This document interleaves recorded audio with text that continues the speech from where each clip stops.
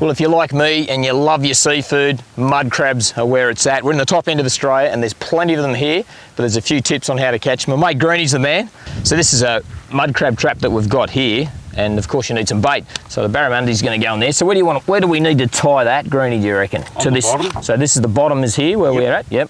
And all we need to do is take it through those two strings, straight there. Get rid of that bit. Get rid of that bit and just tie them in tight there. Tie them in tight. So that's so the crabs or even a crocodile can't pull it out. The side. Okay, because we want that lead in, don't we, where those funnels are. Okay. And he'll come right in there. Yep. And we'll put him in the water and give it a couple of hours and see how we go. See how we go. So we'll just hook this bit back up, eh? And close him up. So we'll thread that through. And then as far as tides go for putting the traps out, if you're going to leave them for some time, I guess it's good to find a place that you can still access on low tide so you can get in and get them. But somewhere where it floods up, those crabs will come up into the shallows, certainly at night time, and feed right in very shallow water. I know if you get a light and a torch, pretty dangerous to do in this part of the world. You're likely to get eaten by something a bit bigger, but they'll come right up in the shallows. So you need to set that trap in an area. Creek mouths are really good.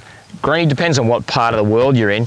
Quite often those floats are just sitting on the surface, and it's got to have it's got your name and your phone number and all that sort of thing. But you guys put them in the trees. Yeah, that's because the crocs do hang around where all the muddies are in the pots, and they like to play with these floats, and then we can't find where our pots are because they rip them to bits. So we throw them up in the trees, and a lot of people don't realise the main diet for crocodile is mud crab.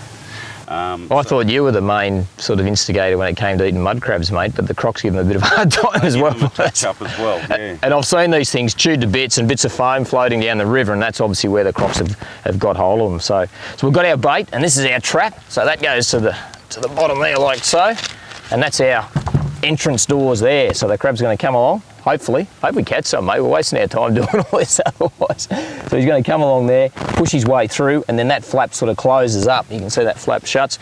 So when he's inside, it's very difficult for him to come back out, and you can see that one's closed right together. So they're going to slide in through there, sit in there. We've got our top door open here, and it's pinned shut with this little gadget at the side. So if we do get any crabs, we can just simply open that up, extract the crabs, either rebait it, or if the bait's still pretty good, we can put it back in. All right, mate, let's go and find a spot. Let's go. You reckon just there? Yeah. Just here, Greeny? Yep. So that whole creek's coming out here, eh? When they run out. This looks like a pretty good spot just here. So there's a bit of a tree. Creek's running out anywhere along this creek. Hopefully, as that tide drops, the crabs will move out. So we'll get our pot in. Pot's away. Straight down there.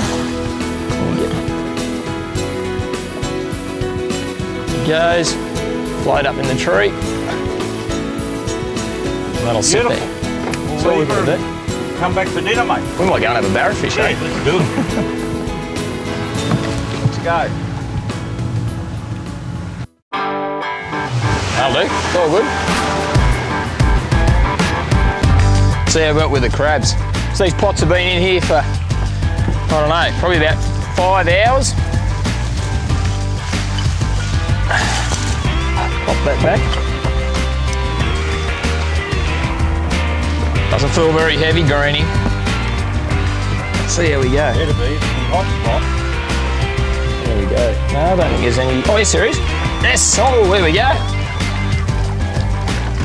Beautiful. Awesome. What have we got? Good work. 1, 2, 3, 4. 4. Mud Sensation tonight. So we're opening her up, Greeny. Look at that. You didn't let me down, mate. Oh, he's a nice one. He's actually got a bit of a crack on his head. So what are we going to do? Tip him into this box, you reckon? Tip him in, yeah. I'll tip him if you like. And oh, check them out. No, bait's still good. We'll leave that in there and try and get a few more, eh? Wow.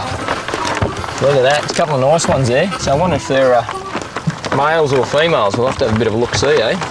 And the correct way to grab one of these mud crabs, if you don't want to get injured, is to grab them on these back flippers. Let's see if this bloke will let go of this fella's. There we go.